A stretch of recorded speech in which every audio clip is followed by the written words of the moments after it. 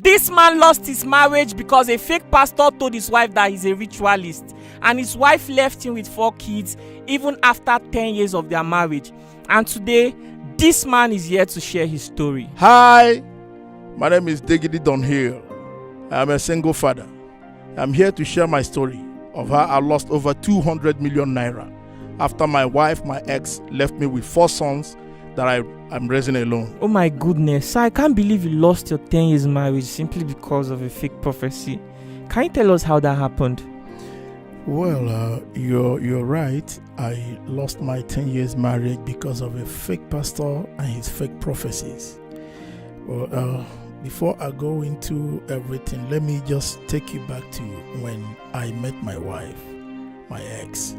I was 29, she was about 23.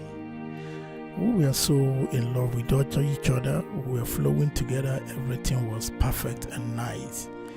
You know, along the line, we got married within a year. Had 4 children, boys all through. Then along the line, gradually, events started unfolding. We started having misunderstandings that, things that are not really supposed to mean anything became big things. It got to a point, she looked me in the eyes and told me, I don't think I love you anymore. I think I've lost it. All the things I felt before is gone. I was like, what? After 4 sons? She said yes. We discussed about it. We agreed. I told her, look, since this is not working, these are boys. You cannot handle them. It will be difficult for you as a young lady. And the boys need a father figure to handle them. We both agreed. I took the boys. Then, when I took the boys, that's when events started unfolding. It became so unbearable and so hard and difficult. That was when I heard from 2 of my friends that a fake pastor told my wife that I'm a ritualist. According to my wife, that's what my wife told them. So I made inquiries. I called one of my friends who actually told me that yes, it was even in her house that thing happened. Conversation. Yeah, the conversation of me being a ritualist. So you can imagine living in a house with somebody who is scared of you and you don't even know. I didn't know what was going on. I didn't know where the misunderstandings were coming from. But all I know is we kept having issues after issues, things that meant nothing. So I called her to confirm. She said, yeah, but are you not a ritualist? I was like, are you all right? How can you think this? I tried so much for us to settle it. But somebody who is afraid of you is afraid of you. And these pastors, they have a way of manipulating people's minds, especially the women. So she was banking on what her pastor gave her as a prophecy. She actually thought she was saving her life. So when I took the kids, I was with them. It dawned on me that every day I have to wake up by 5 in the morning, clean the house, make their food, make their breakfast, make the one they would take to school, bathe them because they were little, 3, 6, 7 and 9. So I had to bathe them, clean the house, take them to school. By 2:30, 3 o'clock, I would rush back to school to pick them. That would be after cleaning the house and making sure what they will eat in the afternoon is there.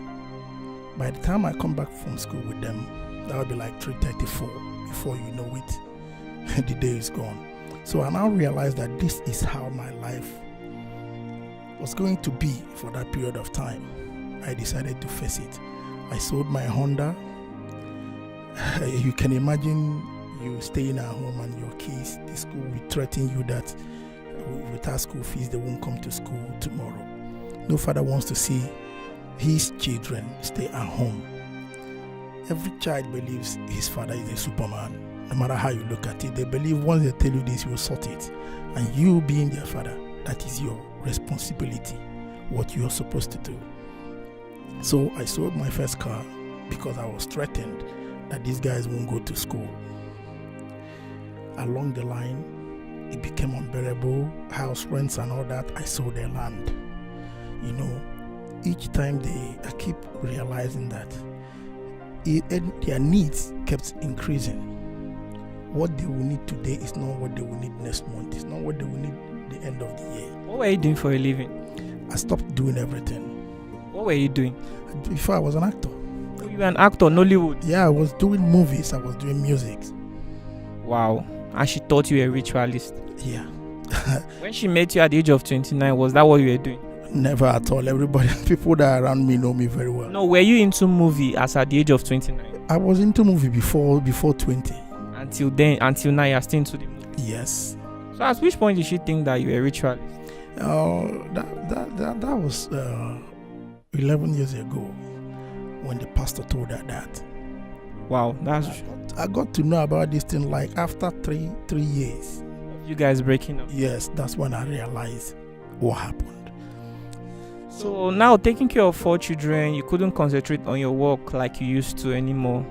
Exactly. So you were losing jobs and contracts. Not even that, because if you call me for a movie, I couldn't travel then. There was a time I even went to America for something important, but I couldn't stay. After 3 weeks, I ran back to Nigeria because I was thinking about my children. Who knows what's going on with my children? So along the line, I was advised to get a nanny so that I could do other things. I got a younger girl, but lo and behold, my neighbors started calling me and warning me that one day I will have a 5th child in this house. I was like, what? They say each time you go out and your kids go to school, this girl brings boys to the house. I had to set her up. One day I caught her. Lo and behold, there was a boy in my house. I discharged the girl. I was advised to get an elderly one. I got a lady with a single mother though, that had a child that was about 2 years. So because there was a room in my house that was empty, I told her to move in there with her child because she was doing a lot that I was doing then. It gave me a little time to do other things. But in the end, all she wanted to do was sleep with me, which became a big problem for me. I had to lay her off. Then I decided not to involve any nanny, but give my time to my kids. That was when the selling of cars, selling of land got involved. It got to a point that the World Bank market, were there. Every trader there, they got to be my friends because when they see me, they call me customer actor. I used to come to the market with my children. I taught them how to cook, how to buy things, how to do a lot of things. These kids will always see you, that there's nothing you can do as a father. So as time goes on, they kept growing. But one good thing about me is I have this look like when you look at me, you feel all is good. You feel like I have it all. It was terrible. It is still terrible now because now they are even grown. Their needs and wants have grown too, have expanded. This one wants to be a basketballer in America. The second one that is over 6 feet, that's about 6'3". My first son is going into the university. He studied international information technology. Now he's studying how to produce music to make beats. The other ones, the actors, the last 2 ones are actors. So you guys should come, please. Your dad is talking about you people. Wow, I'm really impressed. Started as a very sad story and now is looking really inspiring. I'd like to see the result of all the hard work and all of the things you had to sacrifice. This man actually told me that at a point in his life he was working with people like Two-Face. What other kinds of people? So many other prominent celebrities, right? Yeah, from Jimike, Hank Anuku, Chidi Mokeme, the late Ernest Asozo, my set then in movie industry and music, even Idris Abdul Karim. And when his wife left, this man had only 2 choices. He had to either continue with his work like he used to, or to focus on his 4 children that needed the care of a parent in their life. And at the end of the day, this man is sharing his story to us to tell us how he lost so much because he wanted to see his family succeed. You are the eldest. Your dad said you are 18 years old. Yes. And you're about to gain admission in university in 2 months' time. Yes. What do you like to study? I would like to study psychology Why? because I want to be able to help people who have had issues with their past, to help them develop to become better people in life through helping them to just like cope with whatever they've been through in the past. Wow, that's really impressive and thoughtful. Your dad said you studied ICT, information technology, and you currently are learning how to produce music. Yeah. Oh, that's really impressive. What about you? This guy, you look taller than me. You're actually taller than me, actually. I'm 6'1", and this guy is like 6'4" or 6'3". 6'3", I'm not sure. Oh, you want to be a basketballer? Yeah. To be a basketballer, training, but I'm still learning some skills. I'm still like 1 year plus. Yeah, I started like 1 year ago with some. After you introduced to. So like 1 year with some few months, or actually, I say 2 years now. So How's it been going so far? it's been okay. Still learning the ropes of the game. How old are you? 17. 17. You look really tall. What about you, guy? You are the actor. Your dad was talking about you. How old are you? I'm 15. Okay, what are you doing right now? What do you like to be in the future? I like to be an entertainer. You want to be an entertainer. What kind of entertainer? Let's see, from acting, mostly acting based, yeah. Okay, your dad mentioned to me behind the scenes that you've even starred in movies that are currently being shown on Africa Magic on DSTV. Yeah, that's true. Oh, that's really impressive. What roles have you taken? I've taken the roles of a child, the first son, maybe the second son or the third son of a prominent, or I say a rich man. Okay, well, what kind of role do you like to take? What character do you see yourself in? The character I see myself in, unfortunately, is not one I've yet played, but my favorite role would probably be the antagonist, the villain of the movie. You want to be an antagonist? Wow, that's really that's really interesting. So, where do you see yourself in 5 years? In 5 years, I see myself taking over social media. Wow. I pray that your success in life will never be far from you. This journey of life will never be too difficult for you. You end up well. Don't associate yourself with bad friends, though. Your dad has done so much for you guys. Let me talk to the last one. You're 15 years old. Yeah. Okay, what about you? How old are you? 12. You're 12 years old. What do you like to be in the future? An actor. An actor. Have you played any role? Yeah. Wow, that's really impressive. Oh, guy, you are carrying these people along. I have to because let me. We also have a TV series that's not yet out yet. Oh, you guys are working on a TV series. Come this way. I don't want you to be out of frame. The TV series is completed already. It's a 13 episode. What's it called? The Diggities. Diggities. Yeah, life of a single dad. Oh, that's really interesting. Wow. So with your 4 kids, Yeah, the four. when will it be out? Probably by the end of this year, but still, You guys are still working on it. No, we finished, but promotion and other things, it needs a lot of funds. Yeah. The funding is not here now. Yeah, I can imagine. So you say you want to be an actor. Have you played any role? Yeah. Okay, what role did you play? Mostly the son. The son. Yeah. Oh, that's interesting. Where do you see yourself? What kind of role would you like to play in the future if you're given the opportunity? The protagonist. You want to be a protagonist, the opposite of what your brother wants to be. Yeah. Wow, interesting. Wow, I'm wishing you guys success. You see? Oh, really? They're always fighting. Mr. Diggity Dunhill, you have a very interesting name actually, and I like the way it sounds. When I pronounce it. I wonder how some persons with linguistic interference will pronounce that name. Diggity Dunhill. You're watching this video right now, and you have any opportunity for those young guys, you want to support the father.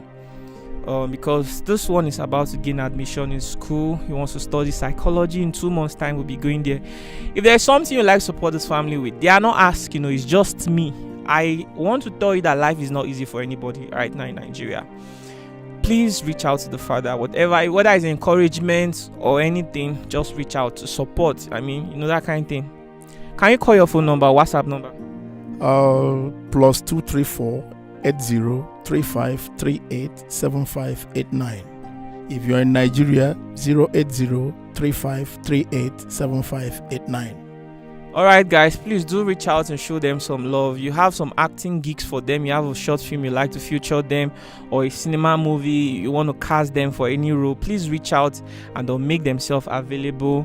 And at this moment, let's say bye to our viewers. I think we've said enough. You say what? There's something else I want. This one wants to play NBA in America. That's his dream, and I can't cut short his dream. That's his dream. He doesn't want to be a big music producer. That's his dream, and a total artist. Before I close this, I want to tell you this. If you're a divorcee, or you're a single father or a single mother, please do not waste your time. Do not waste your effort gossiping about your ex to people.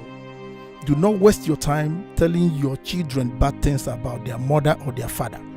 Because eventually one day they will grow. And when they will grow, they will find out the truth. They will know if you lied or if you told them the truth.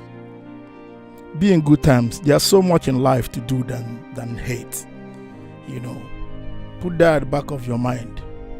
Stop hating. Stop hating, guys. All right, thank you so much for watching this very episode of the Lucky Udu Show. It's your boy Lucky Udu. I'm still around traveling the states of Nigeria, telling the stories of impressive things. I hope that someday I'll be able to travel outside Africa to tell stories too. I hope that this story will make some of you think. I hope you share it to your friends, loved ones. Make a topic out of this. Let's see how we can actually share the lessons involved here so that others will not make the same mistake. Let's say bye to the viewers, and if you are that fake pastor, watch it. Please. Apparently pastor actually reached out to me one time. He said he wanted to make a confession about how he has misled a lot of people. He has given lots of false prophecies, broken a lot of families. He has extorted money from people by manipulation. And at this point, I'm considering reaching out to him. Maybe he could make that confession. What do you think about that? Should we grant him that interview? Let's say bye to our viewers. All right, guys. Bye-bye.